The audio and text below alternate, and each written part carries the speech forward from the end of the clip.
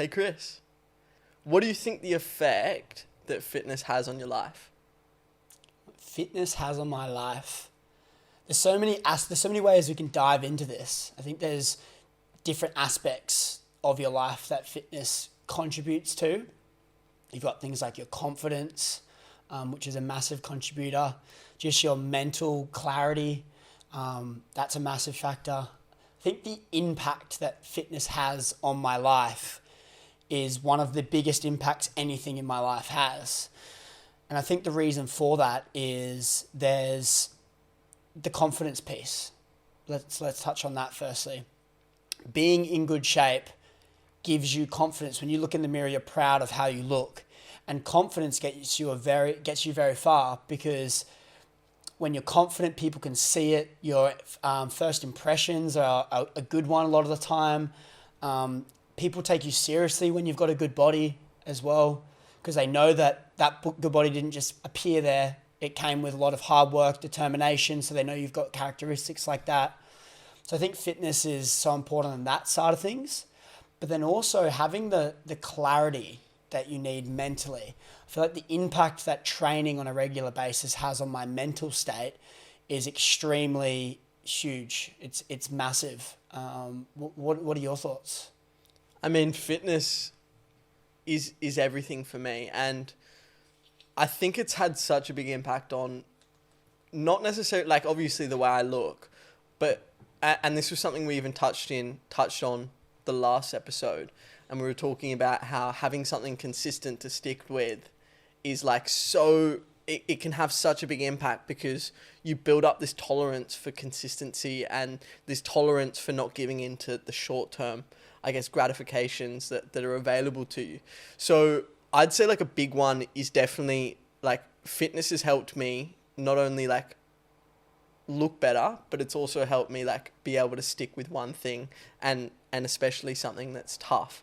So I'd say, yeah, as a whole, fitness has had a huge impact. It's interesting because you can think of fitness in a couple ways. Often people will think like, yeah, fitness is something that makes you look better. Maybe it makes you feel a little bit better, but it also helps you, like it teaches so many important lessons, I think. Yeah. Yeah. I think it teaches delayed gratification as well, right? You're not going to go to the gym for a week straight and look in the mirror and look different. You might think so, but you probably look the exact same as you did. And so it does teach you delayed gratification, knowing that you're putting in the work day in, day out without getting any results. And then you fast forward a couple of months' time, or 6 months' time, or 12 months' time, and then you look in the mirror and go, wow, I'm a completely different person. And so I think that the skill of delayed gratification, knowing that once you get over those hurdles of getting nothing back every single day in terms of physically how you look, and then you look back on that time and go, wow, that actually did transform my life. It teaches you that delayed gratification, because then when something else comes up where you're not getting anything in the short term, you can really scope out and just zoom out and look at it from a bird's eye view and go, okay, I know that if I stick at this, there's going to be a reward at the other side. So I think that's a massive, massive trait that you learn through dedicating yourself to a sport, keeping healthy, keeping fit, whether that be running or training in the gym or whatever style of training. There's so many different styles, right? Even I've tried something new recently with my mate Jake, and he's given me programs that are a completely different style than I've ever trained. But it's cool because I've built up that baseline of my capability in the gym and stuff. I'm being able to adapt to that. And so without doing that years and years on end of training, I wouldn't have been able to adapt the way I have, and try something new as well. Exactly. I want to digress a little bit, obviously stay on the topic of fitness, but what's an optimal diet to you? Because diets are different for everyone, but like walk us through what you eat. Yeah, well, it's definitely changed in times. We're also drinking the Shines right now. Shout out to you guys. We absolutely love them. Watermelon mint. Watermelon mint today we have on the menu. But yeah, what I eat, my diet is I eat the same thing every single day. And I just have, and I speak to Jake and you about this all the time, and like everyone. So why would I just don't get sick of it, because it's so nutritious, it's so amazing. Like, it's good for me and it tastes good. like that's why I eat it every day. So yeah, I eat eggs and rissoles, and so beef and eggs and sauerkraut and stuff for breakfast, and then I'll have yogurt, like a Greek yogurt bowl with some like raw honey and fruit and stuff for like an afternoon tea, and then I'll have dinner, which would be like a steak and some rice and some avocado and cheese and stuff like that. So, and I eat it every day, and I just find it works the best for me, and I absolutely love it. It's quick and easy a lot of the time to make, and it's nutritious. I've been through phases. I've ate so much different stuff. I mean, I've always had to cook for myself from quite a young age, so I've learned how to be resourceful with what I do have in the kitchen. And so yeah, I used to eat so many different things, right? But yeah, now I sort of stick to that. You're pretty similar as well, would you say? Yeah, we almost eat the exact same at this point. Minus the yogurt bowl. Yeah, exactly. I'm not a big fan of yogurt. I know the reason why you eat such a protein high diet, especially in the morning. But for people that eat, say, a lot of carbs in the morning, because that's the norm for most people, what's your justification to not eat carbs early in the day? It's interesting because I've played around with so many different things, and I found that when I eliminated the carbs in the morning, I would be a lot more clearer. It wouldn't like give me any crash or spikes or anything. I would have much more of a smoother energy. But then when I was speaking to my friend Jake about it, he was saying that there's studies that show it's not about the carbs or the macronutrients, it's about the amount of calories and the amount of food you're eating that will make you lethargic, which is a really interesting topic. But I found that when I started eliminating things like bread from my eggs in the morning, and I started eliminating all the carbs within the morning, I found a way smoother energy and just had really high fat, high protein, avocado, eggs, beef, and cheese and stuff. And it was just, I found it was, yeah, it was really, really good for my energy throughout the day. And then I'll have the yogurt bowl, which will have a lot of carbs in the afternoon. Yeah. It just worked for me, dude. I've tried so many different things. How do you go in terms of, did you used to eat bread or? I went through a funny phase when I was trying to put on some weight just to build more muscle. And I was doing about 2 cups of rice I was doing close to 5 to 6 eggs, and this was every morning. So 2 cups of cooked rice, that is, not uncooked. 2 cups of uncooked would be hectic, but I was doing 2 cups of cooked rice and eggs in the morning. Yeah. How'd that make you feel? Yeah, I mean, I didn't realize that it was the carbs that was giving me a crash, but I had this understanding that, like, because I was running a lot at the time as well, plus doing a lot of weight training too. So my justification for it was I need to be eating like tons and tons of carbs. And I thought the morning was a great time to do it. But then I'd spoken to a few different people, and they said, how do you do that? Like, I'd feel so lethargic throughout the day if I ate that many carbs that early. And I started connecting the dots, and I was like, wow, every time after I eat breakfast, which is normally a little bit later in the day, I always have a massive crash. And I thought, wow, maybe it's the carbs. So I started cutting back on the rice early, and I just do eggs. So I do 6 eggs a day, and then I do normally some kimchi on the side of that. So no carbs. And yeah. And avo, yeah. Avo, actually, I forgot about that. Yeah. And it's made such a huge difference in my energy levels. Plus, I'm getting the right protein and fats in. And it's so much better in terms of like keeping a smooth, energy level throughout the day. Yeah. I think not a big crash. Yeah, I think I agree, and it just works so well for me. So I wanted to, I'm just gonna keep, like, if it's not broken, don't fix it. And it's not broken right now. It's actually so amazing. I don't eat very early. I still eat like 5 hours after I get up. And so I still eat like, I still do a bit of a mini fast in the mornings. Because I used to do a lot of intermittent fasting. I went through a phase of that too. And so I guess I've tried a lot of different things, and that's what's worked for me at the moment. But also, like, if there's no problem, and this is one of my mentors, Adam, was talking about how he has coffee first thing in the morning as soon as he wakes up. And I was like, oh, that's interesting. Like, I've read a lot of things, and I've found it worked really well for me if I wait at least 90 minutes before I have coffee in the morning. And he's like, yeah, like, that's interesting. I'll try it. And like, he's trying it, but it didn't affect him too much. He says I don't have crashes, which is interesting.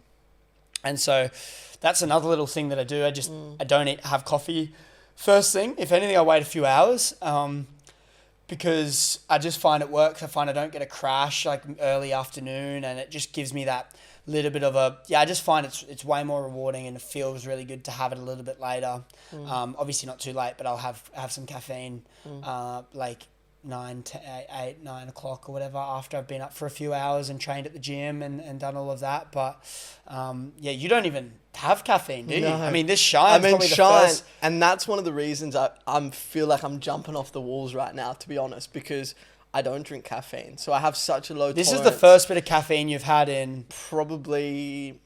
You had a green tea? I had a green tea. Yeah. So, but like apart from that, I don't Mate, drink your any eyes coffee. your eyes are glowing. Bro, I'm beaming.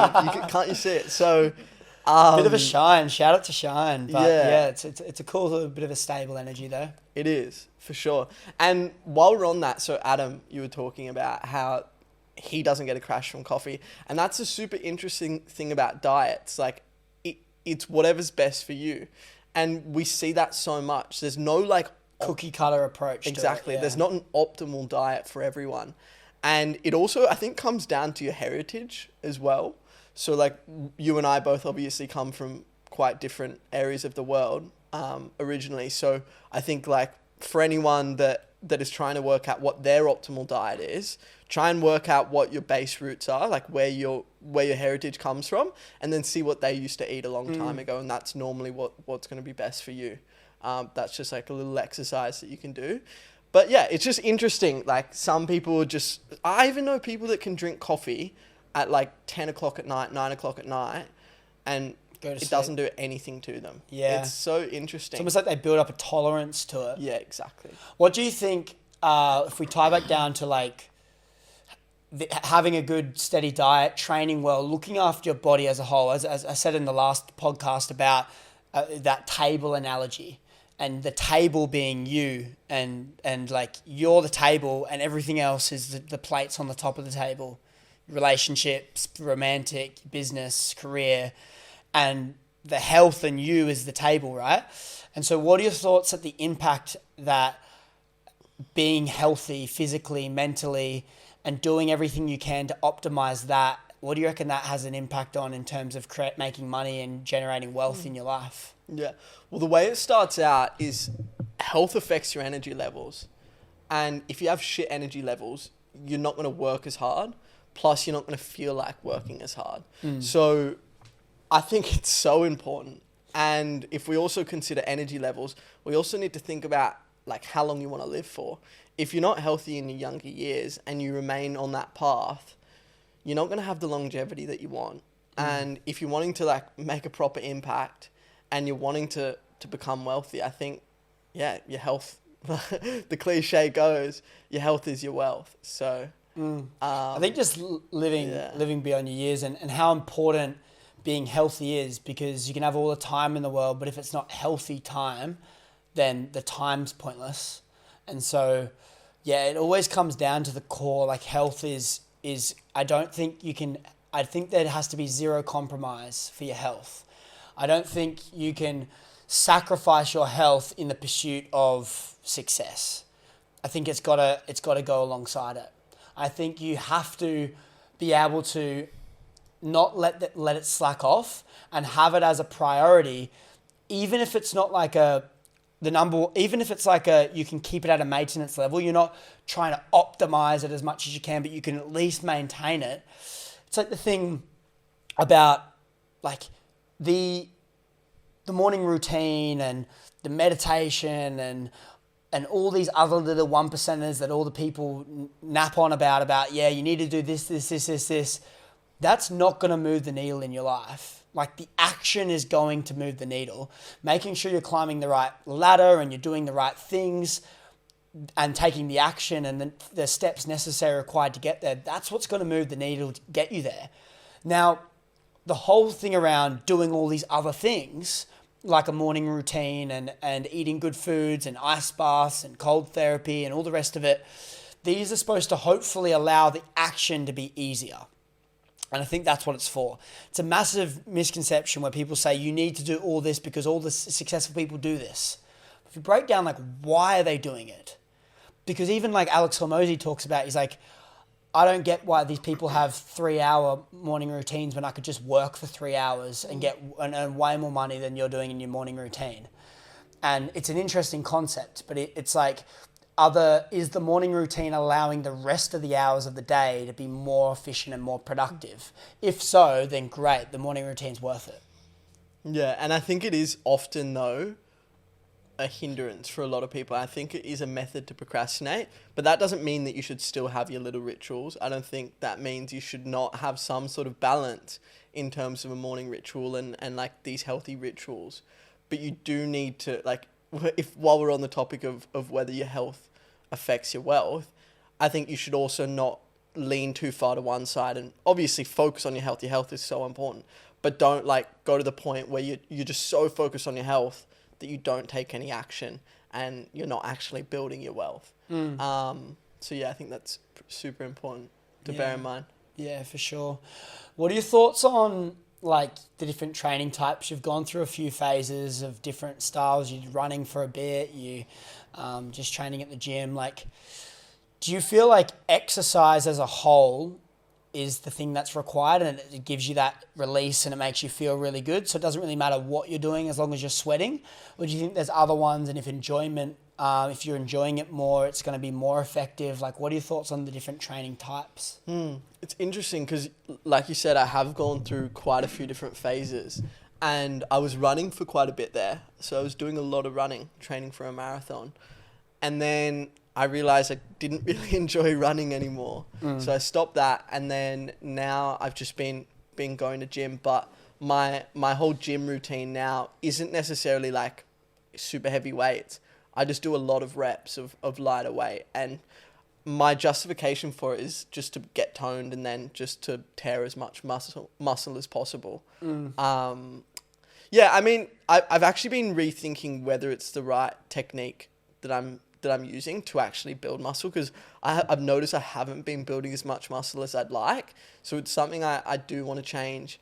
And there's a program that you're on now that I'm thinking of changing over to from Giving it a go. Yeah, exactly. Yeah, it's a completely different style of training. I'm loving it at the moment. I mean, it's pretty hectic in terms of the stretching and the mobility aspect of it, but I do think it's definitely better for my body, and that's something that I want to be young as I get older. And I really like the style of what shout out to Elasta Boy Jake, go check him out. He's got the most amazing programs and he's absolutely killing it. So his stuff is so good, and so yeah, that's what I'm following at the moment, and hopefully it all pays off for me. I think it's good. I've tried so many different things, but the progression into this one, which is like I'm doing 6 days of training as opposed to my usual 3, and I would normally do 3, just lift really heavy, and I found I got my best physique from that. But now this is a bit more like better, it's a bit more stability and mobility, and like getting everything else around the main muscles working. It's more holistic and being more flexible and that, which I really like. Yeah, exactly. Do you think there's a big difference with working outside to inside? Do you think that there's something that you gain from working out outside? I haven't put too much thought about it. When the sun's out and you're running or something in the sun, I love getting the rig out and getting the shirt off and running. And even just on a walk today, I love just getting the sun in, getting some vitamin D, which is really good. But at the same time, like I haven't thought about that too much. I kind of like to get in the gym, get a sweat going, and then go for a swim. And that's my little bit of therapy, which is good. What are your thoughts on that? Well, I mean, I used to work out outside a lot when I was at the calisthenic park. Yeah, I used to, and it was amazing. I think if you have the chance to work out, like do it outside. If you have the chance to work out outside, definitely do it. It doesn't mean that it should stop you from going to the gym though. But yeah, I think that's super important. It just kind of clears your mind as well. I've noticed when you're outside, I just haven't, and especially when the sun's out too. You're not, I don't know, it's kind of like stress free. It's nice. I want to tie it down to go back to confidence. More specifically, what do you think the impact of having a good body on good body. How do you reckon that ties in with getting women? And do you think it gives you more confidence? Like, do you think the women are attracted to it? Or are they attracted to the traits that it has alongside it? Like, what do you think having a good physique and body plays a role in getting women? Well, I think subconsciously it shows a lot of things, because I mean, if someone is to have a good physique, they're not just looking at the physique and thinking, wow, they look good. They're also subconsciously thinking, wow, imagine all the work that they've put in to get that body. And what that then indicates is that if they've done that much work in that aspect of their life, they have a few different things. They have a level of being able to handle delayed gratification. They're also able to work at something until they achieve a goal, which is essentially delayed gratification again. So yeah, it indicates a lot of things, and I think that definitely does come across to women as attractive. But then on top of that too, I think it's a human imperative to look at someone that's healthy. I mean, like a woman to like the opposite sex, like to look at that and be like, wow, that's attractive. And the reason why is because if someone's strong and they're fit, it means that they can essentially look after the family, they can protect the tribe. So that's one of the reasons that I think humans, we're wired to think, wow, that person's fit. Yeah. I'm attracted to that body. And why do you think there is value in having a good... Why is having a six-pack got value? It's because if everyone had a six-pack, it wouldn't be valuable. So the fact that you have a six-pack, it means that you've done things that are different to everyone else. Hence, it's valuable. Yeah, well, it's more scarce. So you've got things that are hard to get are typically rarer to find because less people are willing to put in the work to achieve that thing. Now, because that is the case, a six-pack becomes more scarce. There's not an abundance of them around, right? So that then when you have a six-pack, a lot of the time, or a good body, whatever it looks like, they then look at that and go, okay, that's a rarity, which means it's got higher significance and higher value. So then that's a high value thing. Take money, for example. You got a bunch of money. That doesn't come by as easily. So that people are like, wow, that's cool. I can't get that with every dude I'm with. So that's a piece. It also, money's another whole conversation itself, because it's the lifestyle that money unlocks that the women are attracted to as well, and the ability of what their life's going to be able to, how that's going to change their life too. It's not just the looks, right? But I think, I think it's an interesting topic to tie in, because when I said at the start of this podcast about, like, subconsciously they look at a guy with a good body and they go, okay, he's determined, he's hardworking, he's been through some hard times to get that body. He hasn't just snapped his fingers. Whereas if you look at someone that's overweight, like, that person is lazy. And as soon as someone sees them, no matter how funny they are, no matter how wealthy they are, it's either their health is not a priority, which isn't an attractive thing in my eyes, or they're lazy and they don't want to get in good body. They don't want to get in good shape. I just think I get a bit worked up about this, and I'm very careful with what I say because I don't want to disrespect people. But in my opinion, it's disrespecting the opportunity that you have a lot of the time. I think it's putting myself in someone's shoes that doesn't have the ability to train every day, that doesn't have the ability to be in good shape. They've got a physical problem that is restricting them from doing it. They live in a country where they can't even, they don't have access to a gym. They can't even leave the house because it's unsafe. Like, all these people that would kill to do what you constantly complain about doing. And I think it's slightly disrespecting those people if you have the opportunity and you're not optimizing the life that you have. I think it's really, it's a massive thing for me, I believe. And that's why I think that looking after your body goes way beyond you. It's setting the standard. It's showing that you appreciate this life that you're in, and you're giving it a red hot crack. Exactly. And we've covered a lot of the external factors that comes from having a healthy body or a good body and a healthy physique. But let's digress a little bit and let's think more internally. What impact do you think it has on your mindset, being healthy and fit? I think it clears when you're training regularly and you're sweating and it's releasing something in you that just fires you up and it gives you this clarity. And do you ever notice if you don't do the training and whatnot and you just feel clogged up and you've got these clouds that are clogging up your vision? I feel like it does a lot for you when you're doing it like that. But when you think about what it does to your mindset and in turn, it gives you this little bit more of a I'm unstoppable. Because you've been through some times, you look in the mirror and you go, I'm happy with how I look. I'm proud of this. And it gives you that confidence that you need, the self-confidence and self-love that you need to be able to make a good impression. So then you have more confidence when you're in front of people.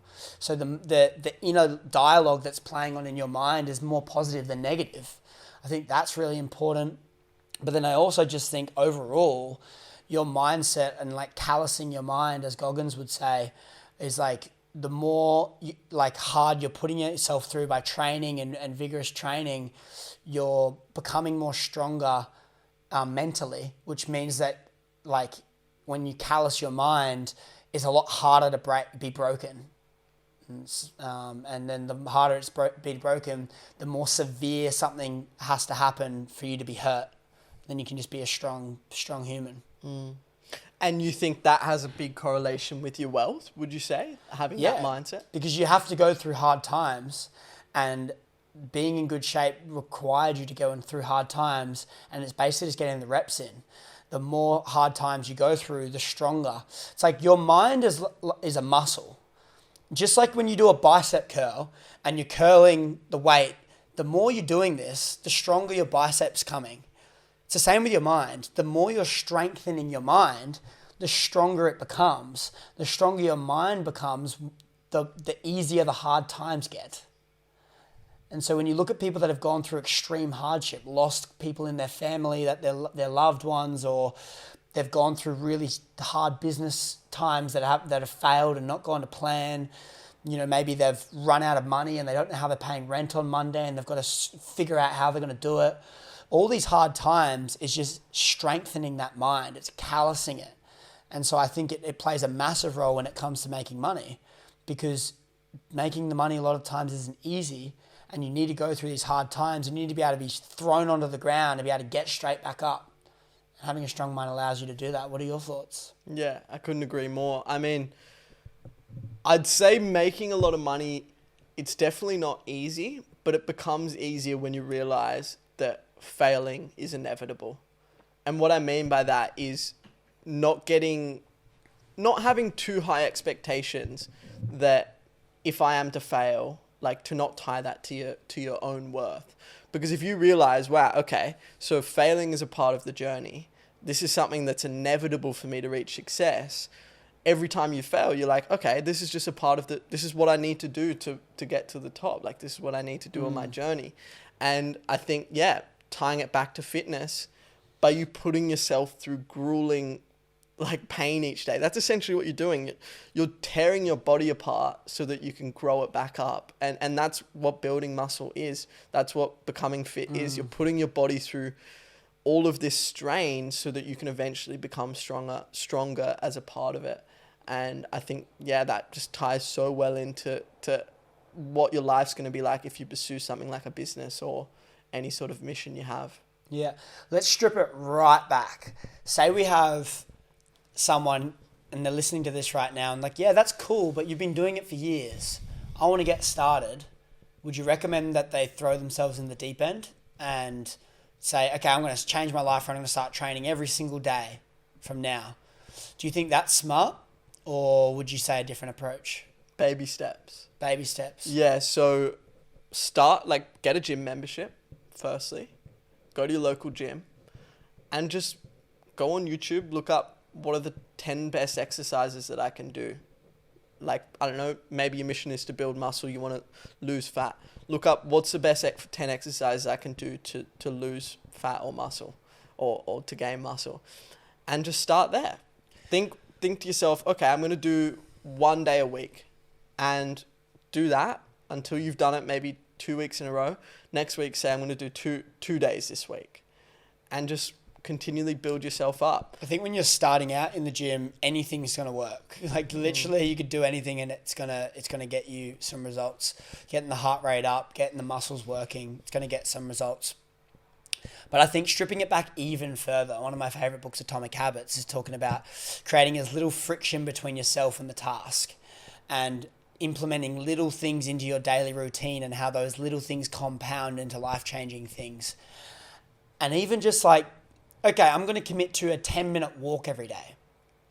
Once you're out there, like, you're going to do more than 10 minutes. But you're only committing to 10 minutes. So maybe you say, I'm going to make sure that my clothes, my shoes and my socks and my workout clothes are already ready at the end of my bed. And I'm going to commit to 10 minutes a day. So then when it gets tough, I go, okay, I only need to commit to 10. Once you're out walking, you might do 20 or 30, but you've only committed to 10. So you've created a little friction between the goal, which is doing the walk, and you. So the clothes are already out. They're ready to go. All you need to do is chuck your socks and shoes on. And you've only committed to 10 minutes. That is an actionable thing that you can do. And you can say, okay, I'm going to commit to 10 minutes every day. Which is like 0.1% of your whole day. I'm going to commit to 10 minutes. That's it. And then once you do that, then you go, okay, I'm doing this pretty consistently. I might up it to 20 minutes. Do 20 minutes. I'm going to try and just get to the gym. All I need to do is just get to the gym and I'll figure it out once I'm there, but I'm just going to do 4 days a week. I'm just going to try and get to the gym. That's it.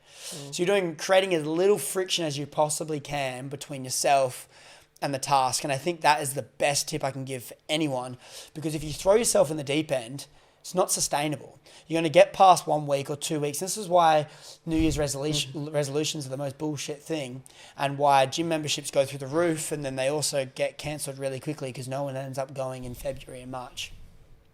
Because they decide that they want to turn their whole life on a 180. And they're like, their body's not used to it. So they might go every day for a week and then they get really sore. And they go, I can't even walk. I'm in pain. I might just have a week off. Or I'm just going to have a day off. And that day off turns into 2 and 3 and 4 days. And then all of a sudden they're back to the same routine. And so I think being able to commit to as little as possible, yet make an impact, is the best advice I could possibly give. 100%. And I think creating those healthy habits is so important. And then on top of that too, there's this quote I love by Alex Hormozi, and it's the difference between you and someone that's super successful is that the people that are super successful have been able to reward themselves better. They don't have more, say, willpower than you. They've just worked out how to reward themselves in a better way than you. And a reward can be as small as saying, okay, if I go to gym today, I'm going to have, I don't know, not something that's going to cancel out the whole gym. And what I mean by that is not something that's going to give you so many calories that you end up putting all of those calories back on that you lost in the gym. I more mean doing something that's small, like, I don't know, buying a little chocolate milk or something after, or doing something that so he gets his shake at the end of the gym. Yeah, exactly. Yeah. And it's as simple as that. It can be even you do a hard day at work, I don't know, maybe go to the beach at the end of the day. And what you're doing is you're rewarding the things that are actually good for you, rather than, I don't know, maybe you have a day of super unproductive work. What most people's default will be like, okay, I've had a really shit day of work. Like, I haven't got much stuff done on my business, but I'm still going to go to the beach. Like, I'm going to reward myself for that. And then subconsciously in your mind, you think, wow, okay, so yesterday I did a really shit day of work. I didn't do much on my business, which is what I really wanted to do, but I still got rewarded.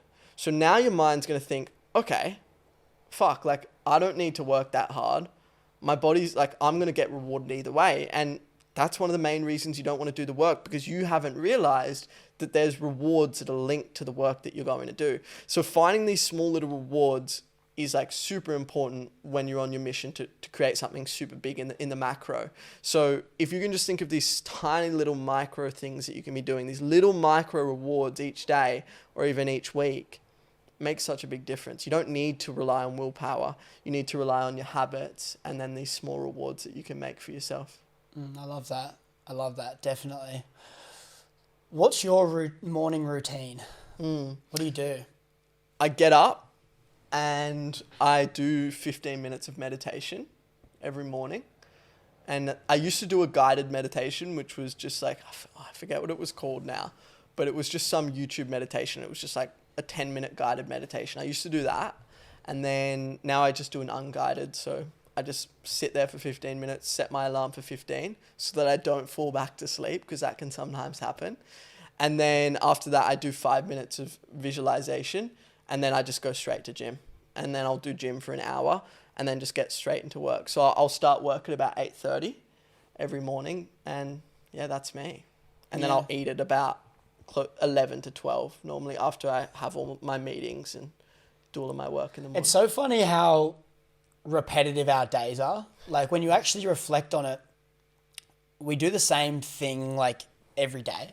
Mine's obviously a little bit of a different schedule than yours, but we do like the same. We like ourselves we do the same thing ourselves every single day, literally. Like, it's like it's Groundhog's Day. We're doing it. We wake up and this is the same day again. We're doing the same day, and you know that there's actually a thing called Groundhog's Day disease, and it's something along those lines.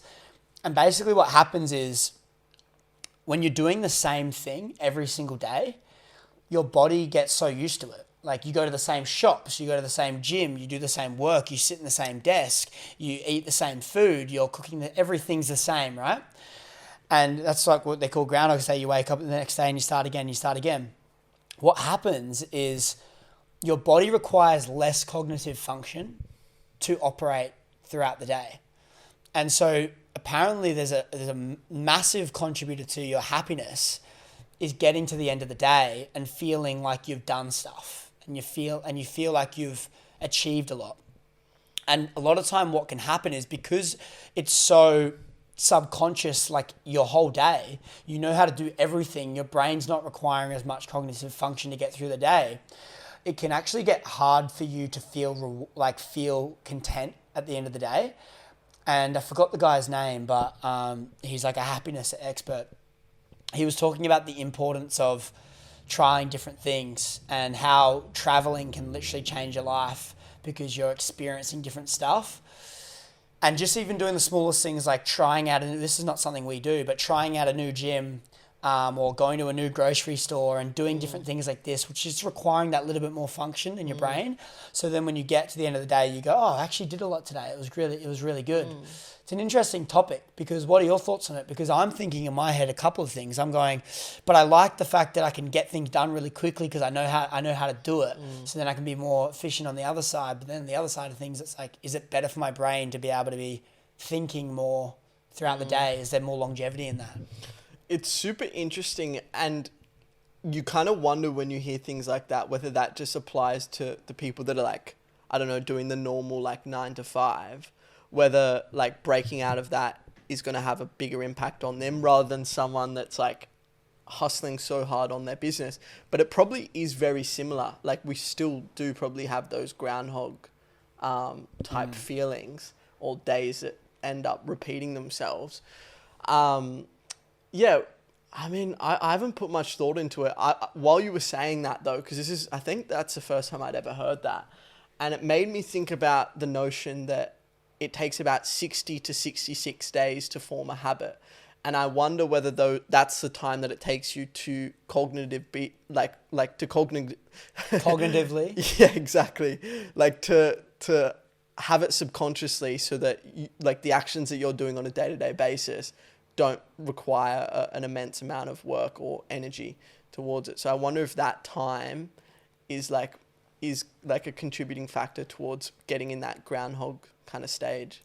Yeah, well, I'm not sure. Maybe for someone in the 9 to 5, it is more of a game changer for them because they can feel maybe a little bit more worthless if they're just doing the same thing and they're not really progressing. It's not like their career is progressing either, so they're just doing the same mundane tasks on a day-to-day. But maybe because we're doing different stuff that's helping us getting us one step closer to our goals, we actually feel, we feel better about ourselves at the end of the day. Maybe I'm not too sure. It is an interesting topic though. Super interesting. Yeah, I mean, while we're on that and we're talking about feeling like you're in the mundane and you're doing the same thing every day, I have noticed, and this is quite recent because I mean, like, honestly, my business has been taking off, like, in terms of the time that I've been sort of, or like the results that I've been getting at least. And I still find myself, and I need to catch myself on this, I still find myself not being content with the amount of work I'm doing, even though some days, or like almost most days, I'll be doing like 10 to 12 hours of work and I'll still feel not content with the amount of work I've done. So I wonder whether that is a contributor to it, that groundhog notion of doing the same thing each day. Yeah, maybe, but it's also just you're not where you want to be in your life just yet. And so you keep like, I want more. And so I don't think it's like if we were content now, there would be, I don't think we'd have the drive we'd want. So I don't think it's a negative for sure.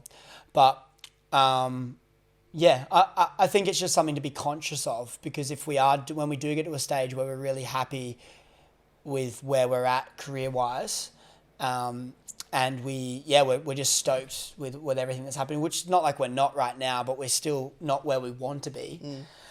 Maybe that's just something to be conscious of, because if we catch ourselves then not feeling like we have enough and we're just feeling a bit like the days are going by, that's the main thing I think, is like when you just feel like the days is going by and by and by and you're not really getting much out of it, that's when you need to sort of check in and be like, okay, what am I actually doing, and break it down to its core and what it actually is, what's happening. So yeah, I mean it's This is a little bit of a different one, but I've read this a couple times, and it's the notion that humans are not made to work, but like our human imperative is to work and to have some sort of purpose. And we notice this when we are to retire. Often after a person retires from a life of maybe 50, 60 years of work, whatever it is, they often feel like super discontent with where they're at or just what they do on a day-to-day basis. And it's just interesting, that concept. Do you feel like humans are made to work and we need to have something that we're striving for every day? I think progression's heavily linked to my happiness. And so when I'm trying to answer this question, it's not always the amount of work, I think. It's progressing towards a goal that I think is what drives us. Because if you're doing a mundane task and you're working, that's not what we're made for. Like, that's the worst. I hate that. And so I don't think we're wired to be working. I think we're like, as maybe not everyone, like as men at least, I think there's something underlying that's wanting us to provide and constantly level up. And so I think we're wired in a way that we definitely need to have something that we're driving and pushing towards to achieve, for sure. It's funny, I was on a date last night, and a bit of a controversial topic came up, and it was a bit hectic. I was thinking, it was a bit of a hectic topic that got brought up, and I was talking about my will. And like your will, not your willy, right? Nah, the will, not the willy at that time of the night. And it's a joke, guys. It's a joke. Not really. But it was, we're talking about my, like, if I passed away and my kids and what I would put in my will. And I said to the girl, I said, I'm not giving my sons anything. They're not in my will. And I was saying, I don't believe you can create a good man without them having to work for their success. I don't believe you can. I don't believe that you can. And she came back and she's like, what do you mean? Like, so if they had all these, like, if they were born and they had Down syndrome and stuff, that's what she said. And I was like, look, I appreciate that. And if they had Down syndrome, which, by the way, you're talking about the minority of people here, if they did, I would obviously look after them and make sure that they're good. But if they're an able man, and they're able to chase their dreams, they're able to have dreams, they're able to work, they're able to do everything that I've been blessed to be able to do in my life, I'm not putting them in my will. And she came back and kind of disagreed with it again. And I asked her this, I go, we're on a date now, like, what characteristics in a man are you attracted to? And she said, I need to see that they're driven and ambitious, and I need to see that they're determined and confident. And I was like, okay. And she started naming all of these things. And I basically just went down the list. I was like, one by one. I was like, okay, so you want them to have drive and determination. How do they get that? They need to have something to strive towards. Okay, if you give them everything, they have nothing to strive towards. They won't be a driven and determined person. So that's one of your main characteristics that you're attracted to. If you give the man everything, he's not going to have those traits. And so it's like one of those things. You want him to be a confident man. Sick. You give him everything, then he's not going to be able to be gaining the experience in all the different areas of his life that is going to gain him the confidence that he needs to be able to walk around with his head high and be a confident man that's confident in himself within and like has the self-love that he needs. He needs to be able to go through the hard times, make it out the other end, and go through that journey to give him the confidence so he can sit back and say, I deserve all of this. If you give him everything, he's not going to be that man. And I went through the whole list of all the traits that she just named out that she's attracted to in a man. And I go, you give a man everything, he won't have any of them. And he won't be a good man. And I'm looking at it in the sense that I want my son to be able to bring up his kids in the most amazing way. I want him to attract an amazing wife, and I want them to have amazing kids. And it all stems from me not giving him anything. And I believe I believe the woman needs to go through a hard time as well to be an amazing woman, but I don't believe that she has to have, I believe she can have all the money in the world given to her and she can still be an amazing woman, because there's different motives, different drives, there's different things that a woman wants, and a lot of the time, money's not a prerequisite for them to, all the traits that a guy is attracted to in a woman, a lot of time you don't need the money to like, you don't need to earn the money to gain those traits. Whereas a man, I think you do. And I basically converted her into believing that, and it wasn't like, it was just like facts. I was like, I'm just stripping it down to its core and why earning the money and going through the hard times and landing on your face 100 times. I'm just explaining why that has merit and why there's benefit to that. I love that. And this is it's interesting because it's a dichotomy that we have. Like you and I, we both were brought up not very well off at all. And it's interesting because when you then become a father, I know that I want to be able to like provide for my family so much. But I also thought about this recently. I'm like, wow, I'm doing all of these things so that I can provide for my family. But I also don't want to put my family in a position where they can't do all of the things that they need to do for them to then be confident in themselves. And it's it's a really interesting dynamic. Finding that balance. Yeah, exactly. I think there's a couple of things that, and it just comes down, it's like, I'm not going to give them nothing. The kids, like the men aren't going to get, like, hey, maybe they're going to be in the will to some degree. Like maybe that's a little bit extreme. For the most part though, they need to earn it to be a really good man and be a really good father to their kids and be a really good husband to their wife. And so it's more of a switching what you're giving them. Okay, so you give them business opportunities and ideas. You teach them the ropes. You reflect on all the things that have helped you excel. You reflect on all the things that didn't bring you value. And then you just give them the benefit, the good things. And it's not like you're trying to control what their life is. And it's not like you're trying to be this controlling person.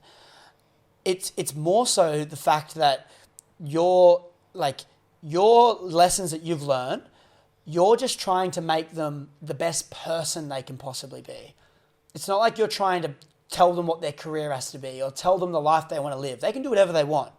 But all you're trying to do is make them the absolute best person that they can possibly possibly be. Have all those traits that have no negatives to them. There's no negatives to being determined. There's no negatives to having purpose and having drive. There's no negatives to being in good shape.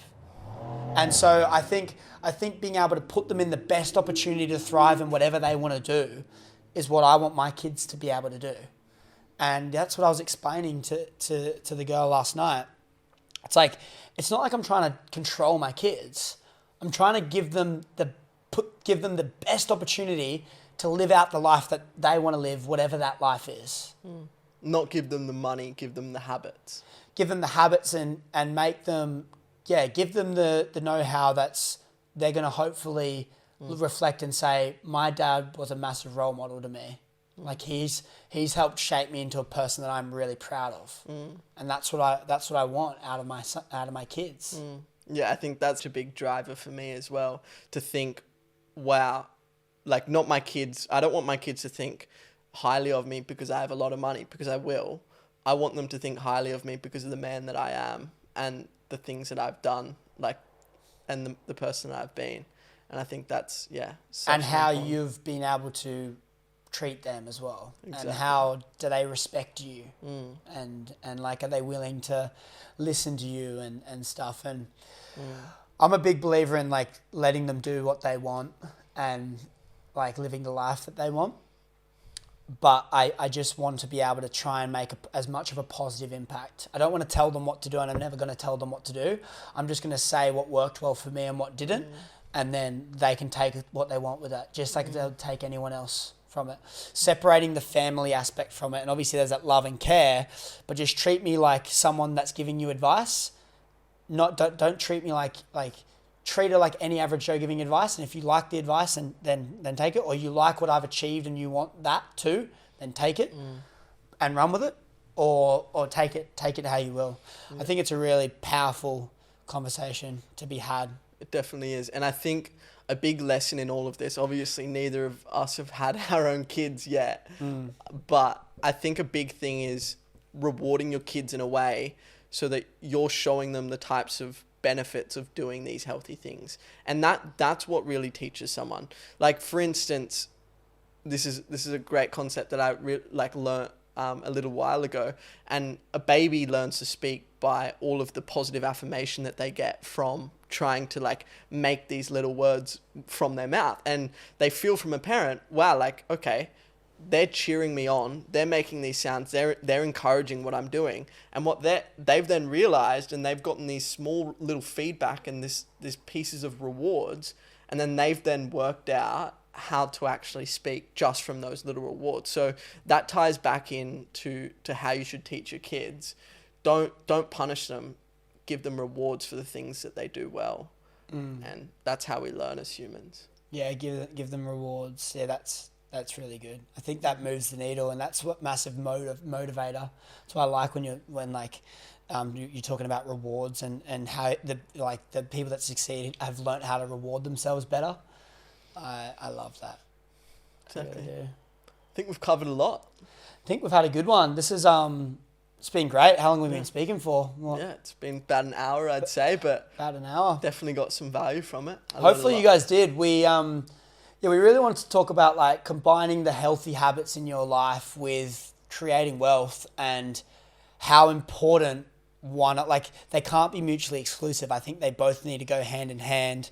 Like, do you need to have one to have the other? Like, is it like what like, just as a closing topic, like, do you think you need to be healthy to succeed financially?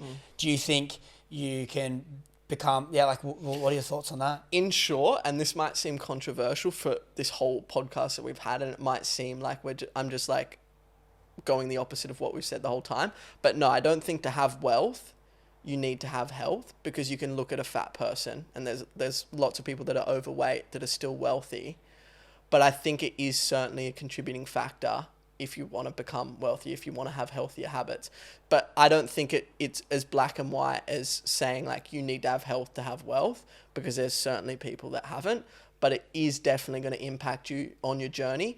And we need to think of wealth in different ways. There's monetary wealth, but then there's also happiness as a part of your wealth too. So if you want to be happier, become healthier. Clear in your mind, all the rest of it. I think for me, and this is probably controversial as well, is I struggle to take an obese person seriously as well. Like, as hectic as that may sound, like, depending on what they've achieved in their life, but if you were to stand two people next to each other, one was healthy, you could see it in their skin, they've got a nice chiseled face, they've ripped, you can look at them and go, they train and they work hard, and then you put them next to someone that's got quite a lot of weight on them, like to the point where like they can't do basic daily functions without puffing. I struggle to take it seriously because I just think the priorities of that person is heavily skewed and off. And so, like, for me, I can't take people as seriously. And I don't know if that's me personally. I would like to think it's a lot more than just me. And so I think the impact it has on you getting in the right rooms, getting good opportunities when you are in the business arena or in personal life or whatever it is, there's no negatives about being in good shape. And so I just think it's one of those things where it is a no-brainer. And it might not be a priority, but I definitely think you should consider it. And it should be a massive consideration in your life. And just strip it back and think, like, what effect is me being unhealthy right now doing to me? Like the people around me, the people I care about, like, what effect is this doing? Is it subconsciously making people not look at me the same? Is that how are my kids gonna look at me? Like, asking all these questions is really important because I think being healthy is much more important than what a lot of people think.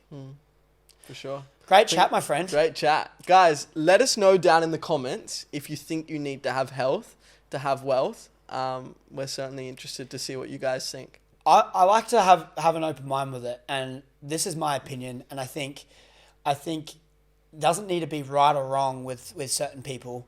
Like, just I'm open to hearing other things. Let me know what your thoughts are. And yeah, if you're watching this on YouTube, drop us a comment down below. If you made it this far, thank you so much. I really appreciate you all. We both do, and all the support on the podcast so far. It's been amazing. And if you have any questions that you want us to discuss or any topics, leave a comment down below or shoot us a DM on Instagram at Modern Blueprint Podcast. But other than that, do you have anything else to say, Jan? That's it from me. Lots of love to you all. We'll speak very soon. See you guys. Signing out. See ya.